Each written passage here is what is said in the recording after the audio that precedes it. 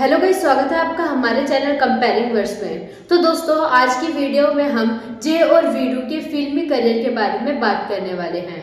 जी हाँ दोस्तों, आज की वीडियो में हम धर्मेंद्र जी और अमिताभ बच्चन जी के फिल्मी करियर के बारे में जानेंगे और कंपैरिजन करेंगे कि आखिर उन्होंने अपने करियर के दौरान किसने सबसे ज्यादा सुपरहिट्स दिए हैं। तो ये जानने के लिए हमारी वीडियो को अंत तक जरूर देखें। साथ ही वीडियो पसंद आए तो इसे लाइक और शेयर करना बिल्कुल भी ना भूलें। तो चलिए आज का कंपैरिजन शुरू करते हैं। सबसे पहले हम बात करने वाले हैं वीरू यानी कि धर्मेंद्र जी के फिल्मी करियर के बारे में। तो दोस्तों, आपको बता दें कि इनका नाम धर्मेंद्र कृष्ण देओल है, तो वहीं इन्हें हम केवल धर्मेंद्र जी के नाम से भी जानते हैं। इनका जन्म 8 दिसंबर 1935 में हुआ था। साथ ही आपको बता दें कि ये एक भारतीय अभिनेता, फिल्म निर्माता और राजनीतिज्ञ भी है, जो मुख्य रूप से हिंदी फिल्मों में काम करने के लिए जाने जाते हैं। बॉलीवुड में इन्हें ही मैन के नाम से भी जाना जाता है। ही मैन के भी नाम से ये काफी ज्यादा मशहूर है। तो वहीं भारतीय सिनेमा के सबसे महान अभिनेताओं में से एक और अब तक सबसे हैंडसम भारतीय अभिनेताओं में से एक माने जाते हैं। साथ ही आपको बता दें कि उन्हें भारत सरकार से भारत का तीसरा सर्वोच्च नागरिक सम्मान पद्म भूषण भी मिला है। धर्मेंद्र जी ने 6 दशकों से अधिक के करियर में 100 से अधिक फिल्मों में काम किया है। तो आइए अब जानते हैं कि आखिर उनका ये 100 फिल्मों का फिल्मी करियर किस फिल्म से शुरू हुआ। तो दोस्तों, आपको बता दें कि धर्मेंद्र जी फिल्मफेयर पत्रिका के राष्ट्रीय स्तर पर आयोजित किए गए कंपटीशन के विजेता थे और फिल्म में काम करने के लिए पंजाब से मुंबई आए थे। साथ ही उन्होंने 1960 में अर्जुन हिंगोरानी की रोमांटिक ड्रामा फिल्म दिल भी तेरा हम भी तेरे से अपने फिल्मी करियर की शुरुआत की थी। फिल्म काफी हद तक किसी का ध्यान नहीं खींच पाई, लेकिन बॉक्स ऑफिस पर अच्छा प्रदर्शन न करने के बावजूद उन्होंने अपनी हार नहीं मानी। उन्होंने 1961 में रमेश सहगल की शोला और शबनम के साथ अपनी पहली व्यावसायिक सफलता प्राप्त करने वाली फिल्म में काम किया और इसके बाद मोहन कुमार की 1962 में आई फिल्म अनपढ़ और बिमल रॉय की बंदिनी, जो कि अगले साल आई थी, जैसी कई हिट फिल्मों में काम करके अपने करियर की शुरुआत को आगे बढ़ाया। तो वहीं आपको बता दें कि फिल्म बंदिनी इतनी बड़ी हिट साबित हुई थी कि इस फिल्म को हिंदी में सर्वश्रेष्ठ फीचर फिल्म का राष्ट्रीय फिल्म पुरस्कार भी मिला था। तो वहीं उनकी सफलता 1964 में आई, जब उन्होंने मोहन कुमार के निर्देशन में बनी एक दूसरी फिल्म आई मिलन की बेला में राजेंद्र कुमार जी और सायरा बानू जी के साथ सह अभिनय किया था। ये एक ब्लॉकबस्टर बन गई और प्रतिपक्षी की भूमिका निभाने के बावजूद, यानी एक नेगेटिव रोल निभाने के बावजूद, धर्मेंद्र जी को दर्शकों से काफी अच्छा रिस्पॉन्स मिला और उन्हें सर्वश्रेष्ठ सहायक अभिनेता की श्रेणी के लिए फिल्म फेयर पुरस्कार के लिए भी नॉमिनेशन मिला। साथ ही उसी साल उन्होंने चेतन आनंद की युद्ध ड्रामा हकीकत में मुख्य भूमिका निभाई। 1962 में चीन भारतीय युद्ध पर आधारित ये फिल्म एक बड़ी आलोचनात्मक और व्यावसायिक सफलता हासिल करने वाली फिल्म बनी। अंततः एक सुपरहिट साबित हुई, जिसमें से एक गीत अब तुम्हारे हवाले वतन साथियों मोहम्मद रफी द्वारा गाया गया था, जो जनता के बीच आज भी बेहद ही ज्यादा लोकप्रिय है। इस फिल्म में मीना कुमारी, राज कपूर और पद्मिनी भी मुख्य भूमिका में दिखाई दिए हैं। तो वहीं इसके बाद उन्होंने कई अन्य फिल्मों में भी काम किया, जैसे कि फूल और पत्थर। इस फिल्म के लिए उन्हें सर्वश्रेष्ठ अभिनेता श्रेणी के लिए फिल्म फेयर पुरस्कार के लिए भी उन्हें पहला नॉमिनेशन मिला था।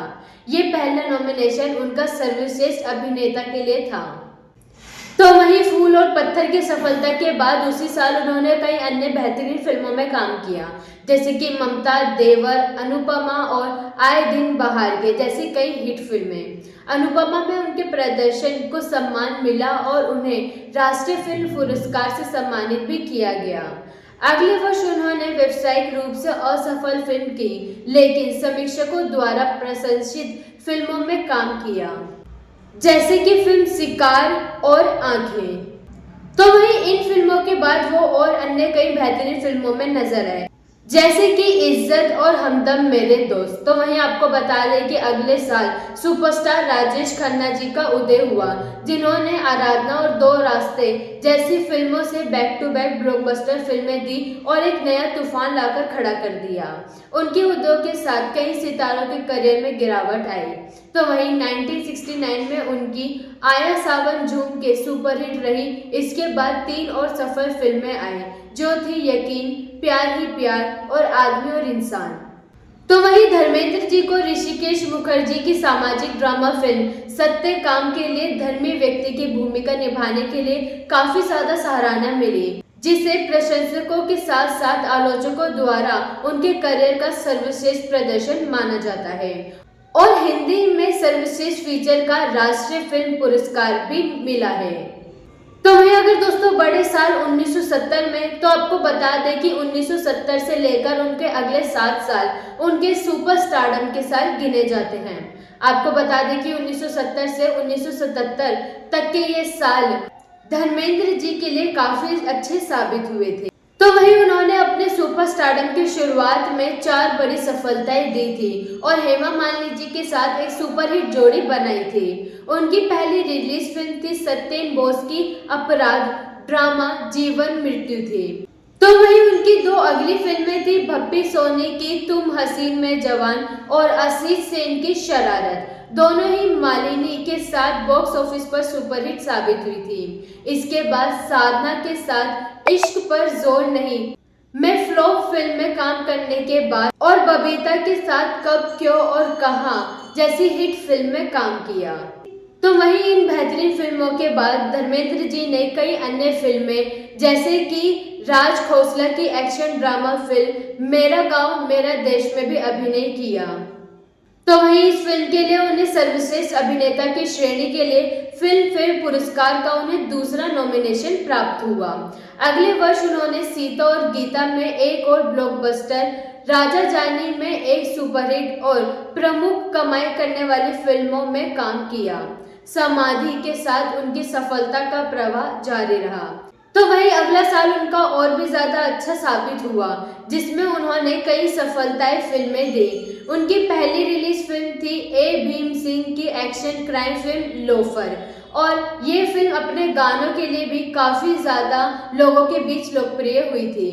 जैसे कि इस फिल्म में जो गाने शामिल हैं उनमें है आज मौसम बड़ा बेईमान, में तेरे इश्क में, कोई शहरी बाबू जैसे कई लोकप्रिय गाने इस फिल्म में शामिल हैं, जो कि जनता के बीच आज भी बेहद ही ज्यादा लोकप्रिय हैं।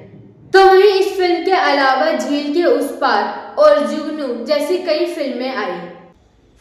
तो वहीं इसके बाद आई धर्मेंद्र जी की फिल्म यादों की बारात, ब्लैकमेल और कहानी किस्मत की।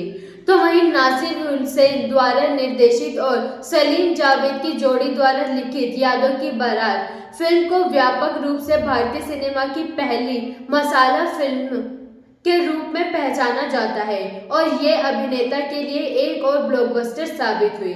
साथ ही 1970 के दशक की दूसरी सबसे ज्यादा बिकने वाली बॉलीवुड एल्बम भी बन गई। तो वहीं इसके बाद उन्होंने अन्य कई फिल्में दोस्त, पत्थर और पायल जैसी कई बेहतरीन फिल्मों में काम किया। तो वहीं आया फिर साल 1975, जिधर इमरजेंसी की नौबत आ गई थी। इमरजेंसी में जनता को नाराज कर दिया था और इससे भ्रष्टाचार और व्यवस्था के खिलाफ विद्रोह करने वाले मुख्य किरदार वाली फिल्मों को सफलता मिली। रोमांटिक और सामाजिक फिल्मों से एक्शन ओरिएंटेड मल्टी स्टारर की ओर बदलाव ने बॉक्स ऑफिस को बदल दिया। तो वहीं इस साल एक और सुपरस्टार का उदय हुआ, जो कि थे अमिताभ बच्चन जी। लेकिन धर्मेंद्र जी अपनी जगह पर कायम रहे और लगातार हिट फिल्में देते रहे। तो वहीं आपको बता दें कि धर्मेंद्र जी और अमिताभ बच्चन जी के साथ 2 फिल्मों में दिखाई दिए हैं। पहली थी मुखर्जी की हल्की फुल्की कॉमेडी फिल्म चुपके चुपके, तो वहीं दूसरी थी रमेश सिप्पी की एक्शन फिल्म शोले। और शोले लोगों द्वारा कितनी ज्यादा पसंद की गई और इसने कितना अच्छा बॉक्स ऑफिस कलेक्शन किया, ये आप सब तो अच्छी तरह जानते ही होंगे। तो वहीं साल के अंत के पहले उन्होंने फिल्म प्रतिज्ञा में एक और ब्लॉकबस्टर दिया। इस फिल्म ने इसके मजबूत एक्शन दृश्यों के साथ स्लैपस्टिक कॉमेडी के रूप में भी एक महत्वपूर्ण कॉमिक ट्रैक भी दिया।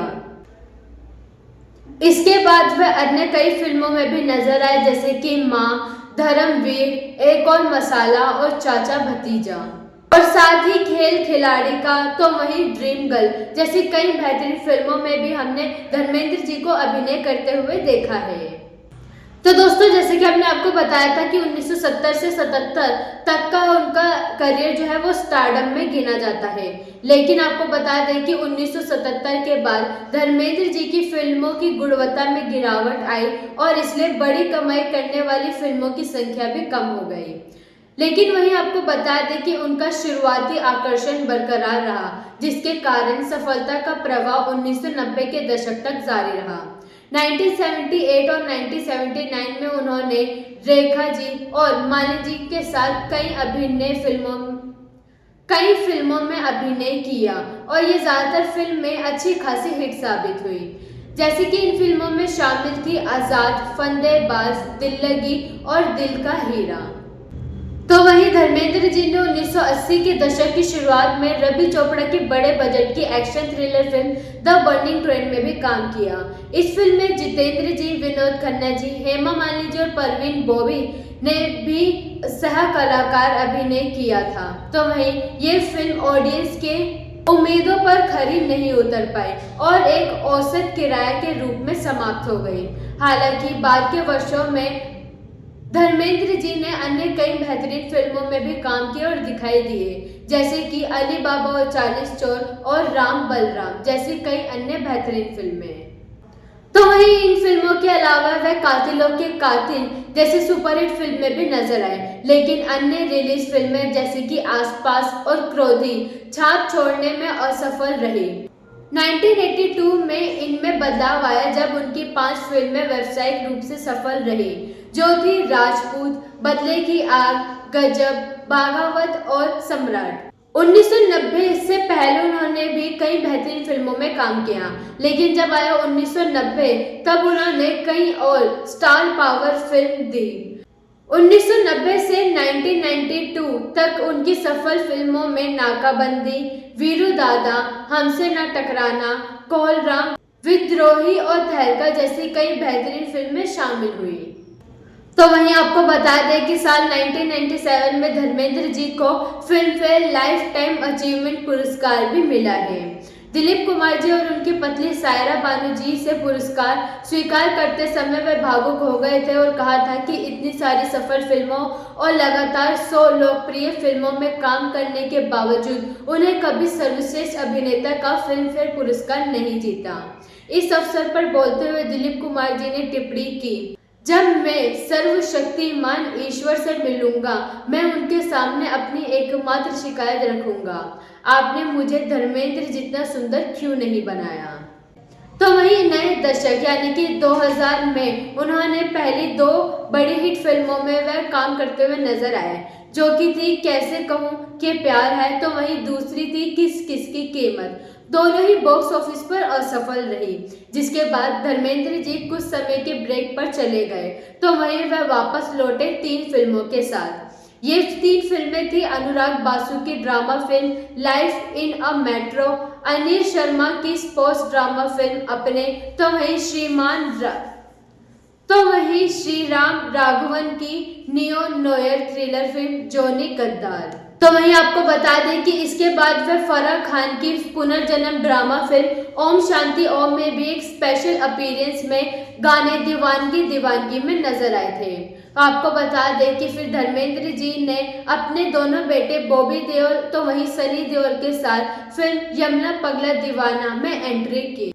टेल मी ओ खुदा में भी अभिनय करते हुए नजर आए। आपको बता दें कि यमला पगला दीवाना का पहला पार्ट तो लोगों को बेहद ही ज्यादा पसंद आया, लेकिन उनके अन्य दोनों पार्ट जैसे कि यमला पगला दीवाना 2 और यमला पगला दीवाना फिर से जैसे ही दोनों सीक्वल्स लोगों के बीच में इतने ज्यादा चर्चाओं में नहीं रह सके। तो वहीं आपको बता दें कि वह हाल फिलहाल में करण जौहर की पारंपरिक ड्रामा फिल्म रॉकी और रानी की प्रेम कहानी में भी दिखाई दिए हैं। तो वहीं इसके अलावा वह रोमांटिक कॉमेडी फिल्म तेरी बातों में ऐसा उलझा जिया में शाहिद कपूर और कृति सेनन के साथ भी सह अभिनय करते हुए नजर आए हैं। और दोस्तों, यह है अब तक का धर्मेंद्र जी का फिल्मी सफर। तो आइए अब जानते हैं अमिताभ जी के फिल्मी करियर के बारे में।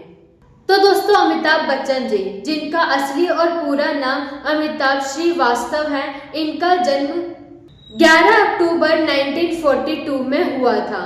तो वहीं ये एक भारतीय सिनेमा के इतिहास में सबसे महान और सबसे कुशल और सबसे ज्यादा व्यावसायिक रूप से सफल अभिनेताओं में से एक माने जाते हैं। 5 दशकों से अधिक के करियर में उन्होंने 200 से अधिक फिल्मों में काम किया है। अमिताभ बच्चन जी को अक्सर बॉलीवुड के शहंशाह, सदी के महानायक और बिग बी जैसे कई नामों से जाना जाता है। तो वहीं आपको बता दें कि उन्हें 6 राष्ट्रीय फिल्म फेयर पुरस्कार मिले हैं। तो दोस्तों, अगर इनके फिल्मी करियर की शुरुआत की बात की जाए तो आपको बता दें कि बच्चन जी ने अपने फिल्मी करियर की शुरुआत साल 1969 में आई मृणाल सेन की राष्ट्रीय पुरस्कार विजेता फिल्म भुवन शोम में एक आवाज सुनने वाले के रूप में की थी। लेकिन उनकी पहली अभिनय भूमिका वाली फिल्म थी ख्वाजा अहमद की अब्बास द्वारा निर्देशित सात हिंदुस्तानी। इसके बाद आनंद आई, जिसमें अमिताभ बच्चन जी ने राजेश खन्ना जी के साथ अभिनय किया। जीवन के प्रति संदेहपूर्ण दृष्टिकोण रखने वाले डॉक्टर की भूमिका उन्होंने निभाई थी और इस फिल्म के लिए उन्हें सर्वश्रेष्ठ सहायक अभिनेता का उनका पहला फिल्म फेयर पुरस्कार दिलाया था। इसके बाद उन्होंने फिल्म परवाना में एक मोहित प्रेमी से हत्यारे बने व्यक्ति की अपनी पहली प्रतिपक्षी भूमिका निभाई। इस दौरान उन्होंने फिल्म गुड्डी में अतिथि भूमिका निभाई, जिसमें उनकी भावी पत्नी जया भावुड़ी ने मुख्य भूमिका निभाई थी।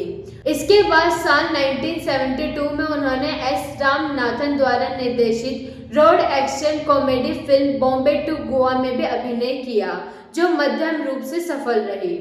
इस शुरुआती दौर में अमिताभ बच्चन जी ने कई फिल्मों में अच्छा प्रदर्शन किया भी और नहीं भी।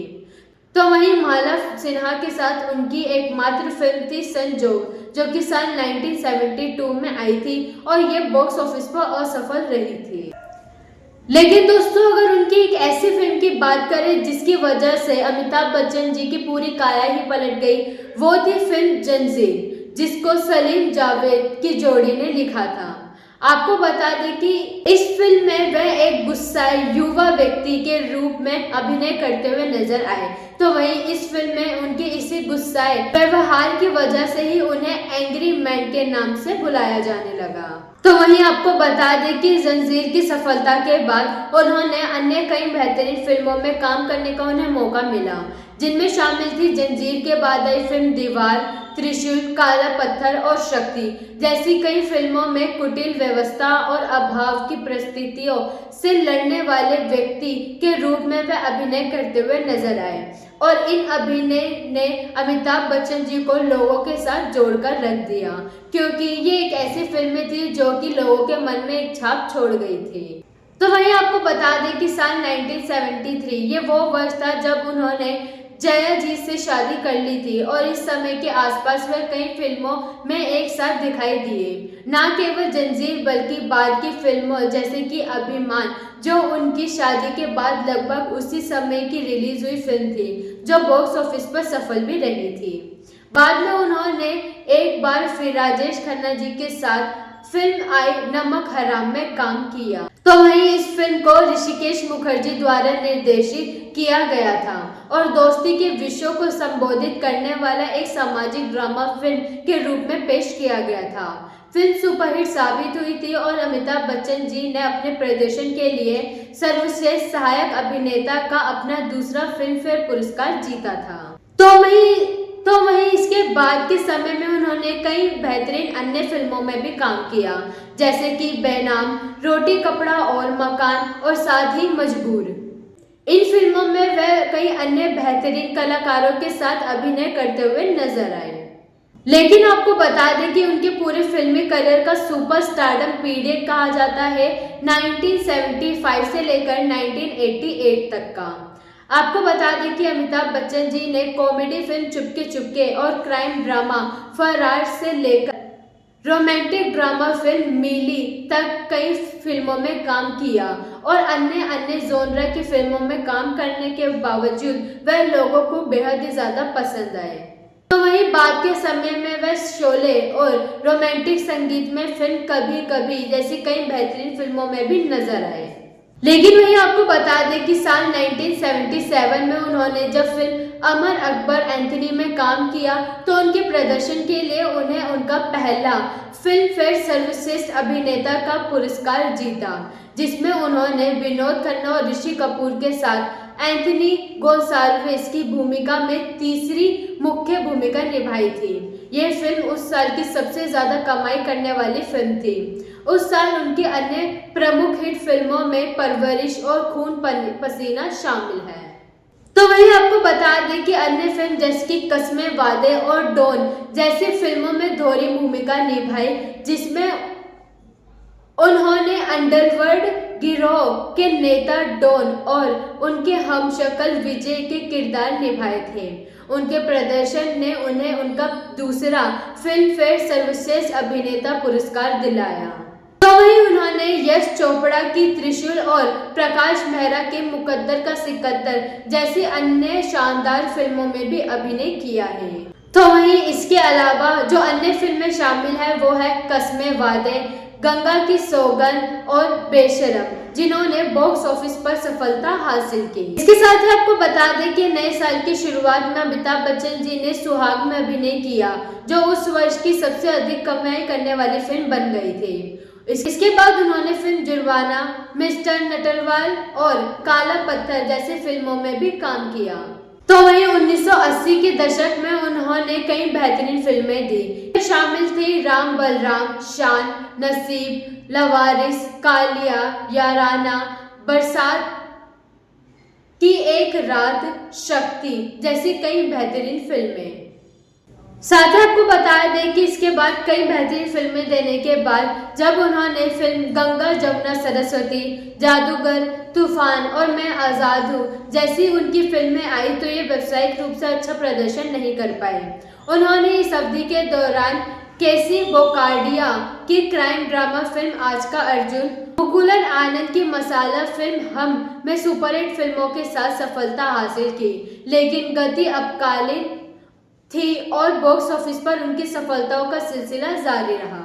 तो वहीं बीच में कुछ एवरेज हिट फिल्में देने के बाद अमिताभ बच्चन जी ने अपने अभिनय के करियर को पुनर्जीवित करने का प्रयास किया और अंत में बड़े मियाँ छोटे मियाँ, मेजर साहब के साथ व्यावसायिक सफलता प्राप्त की और सूर्यवंशम के लिए सकारात्मक समीक्षा प्राप्त की, लेकिन लाल बादशाह और कोहराम जैसी अन्य फिल्में बॉक्स ऑफिस पर असफल रही।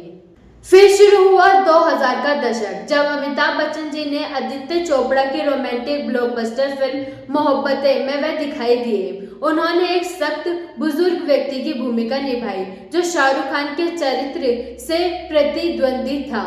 उनकी भूमिका ने उन्हें सर्वश्रेष्ठ सहायक अभिनेता के लिए अपना तीसरा फिल्म फेयर पुरस्कार जिताया। अन्य हिट फिल्मों में अमिताभ बच्चन जी की जो फिल्में शामिल हैं वो है एक रिश्ता, द बॉन्ड ऑफ लव, कभी खुशी कभी गम, बागबान में एक बड़े परिवार के मुखिया के रूप में दिखाई दिए। एक अभिनेता के रूप में उन्होंने कई अन्य प्रकार के पात्रों में अभिनय करना जारी रखा, जैसे कि अक्स, आंखें, कांटे, खाकी, देव और वीर ज़ारा। तो वहीं आपको बता दें कि 2005 और 2006 में उन्होंने अन्य कई बेहतरीन फिल्मों में भी काम किया, जैसे कि ब्लैक, बंटी और बबली, गॉडफादर, सरकार, कभी अलविदा ना कहना जैसी फिल्मों में अभिनय किया। ये सभी फिल्में बॉक्स ऑफिस पर सफल रही। 2006 और 2007 की शुरुआत में उनकी बाद की रिलीज फिल्म बाबुल, एकलव्य और निशब्द थी, जो बॉक्स ऑफिस पर अच्छा प्रदर्शन करने में असफल रही, लेकिन उनमें से प्रत्येक में उनके अभिनय को काफी ज्यादा सराहना मिली। मई 2007 में उनकी 2 फिल्में रोमांटिक कॉमेडी फिल्म चीनी कम और multi star action drama film shoot out at Lokhandwala release हुई। तो वही दोस्तों आपको बता दें कि उन्हें उनकी पहली अंतर्राष्ट्रीय स्तर पर जो फिल्म मिली थी वो थी जॉनी डेप के साथ आई फिल्म शांताराम, जो कि कुछ विवादों की वजह से टाल दी गई थी। तो वहीं विवेक शर्मा की भूतनाथ जैसे कि हॉरर कॉमेडी फिल्म में भी वह दिखाई दिए हैं।